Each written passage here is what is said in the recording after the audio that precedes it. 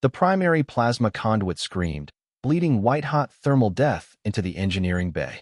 Commander Elias Thorne ignored the deafening alarms of the self-destructing gauntlet simulation, his bare hands ripping away the floor panels.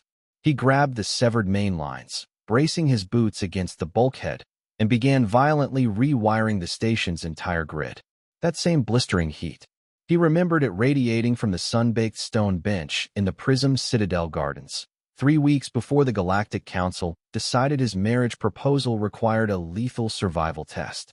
He hadn't brought a fleet.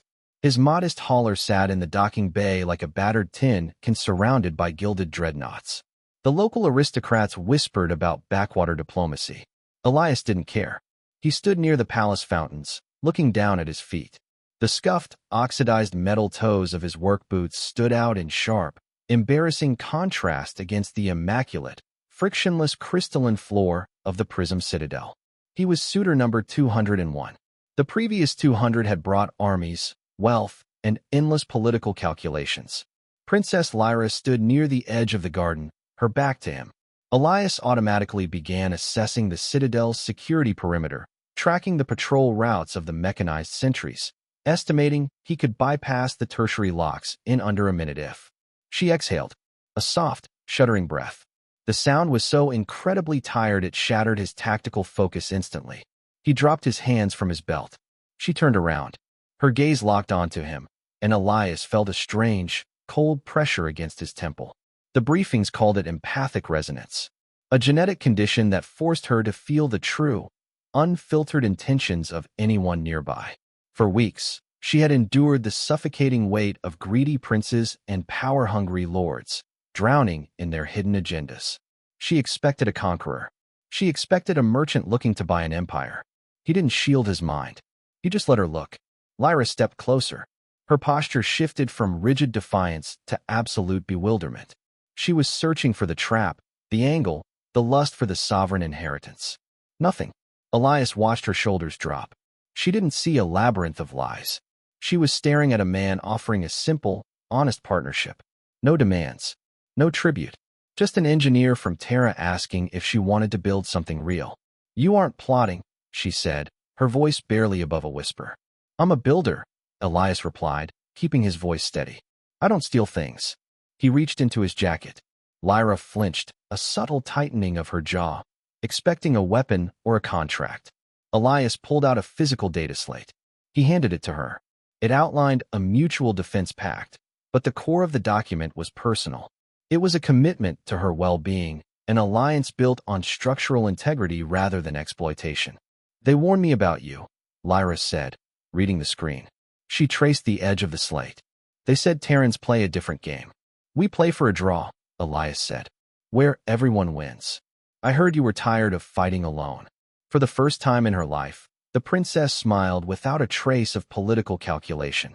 It was a small, fragile thing, and Elias realized right then he would tear apart a star to protect it.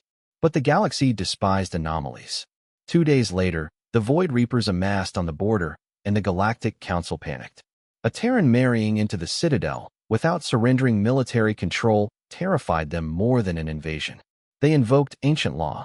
The ancient law was the Gauntlet of Souls, a hyper-realistic neural simulation designed to strip away deception and expose a leader's true priorities. The Galactic Council demanded the test before they would ratify the marriage and activate any mutual defense pact. To them, the Terrans' insistence on a happiness clause, a legal framework allowing the dissolution of a royal union based purely on personal feeling, was a horrifying taboo. It threatened centuries of rigid political stability. They needed to prove his emotions were a liability. If they could break him in the simulation, they could exile him from the sector. They placed Elias in a sensory isolation pod. The simulation activated instantaneously, dropping him onto a phantom copy of the Citadel's command deck. The parameters were brutally simple and completely rigid. A massive Void Reaper dreadnought appeared in the upper atmosphere, charging a planetary glassing beam. The Council's voice echoed from the artificial sky, offering him a choice. He could deploy the Citadel's planetary shield to save the billions of innocent civilians below, or he could divert that exact same power to a localized bunker to save Lyra. In the observation deck above the pod, The ruling adjudicators monitored his biometric data. They expected panic.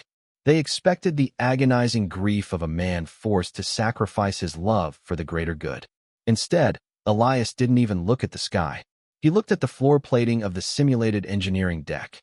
Amidst the hum of quantum neural interfaces and holographic projections, the distinct, rhythmic click hiss of Elias's physical multi-tool sounded almost comical. He was methodically unscrewing the deck plates. And now, with the primary plasma conduit screaming and bleeding white-hot thermal death into the bay, he held the severed main lines. The adjudicators demanded a choice. Save the planet, or save the princess. Elias looked at the glowing junction box. His mind furiously mapped the simulated energy flow, tracing the artificial pathways, realizing the Council's entire premise of a no-win scenario relied on a fundamentally flawed power routing assumption that if he dropped the grounding wire, it clattered against the metal grate. The system wasn't designed to fail. It was designed to isolate. He didn't have to choose who died. He just had to route the Dreadnought's simulated targeting feedback loop directly into the Gauntlet's own environmental subroutines. He jammed the raw cables together. The simulation shuddered violently. Sparks showered over his shoulders. The Dreadnought vanished. The Gauntlet itself shattered into harmless cascading code, utterly defeated by an engineer who refused to accept the parameters of the test.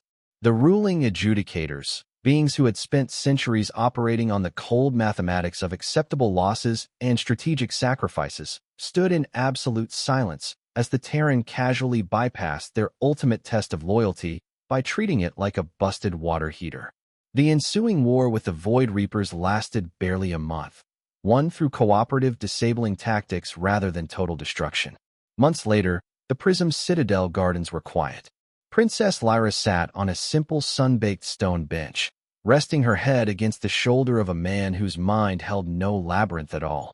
If the universe handed you an impossible choice, would you play by its rules or rewrite the game? Tell us below.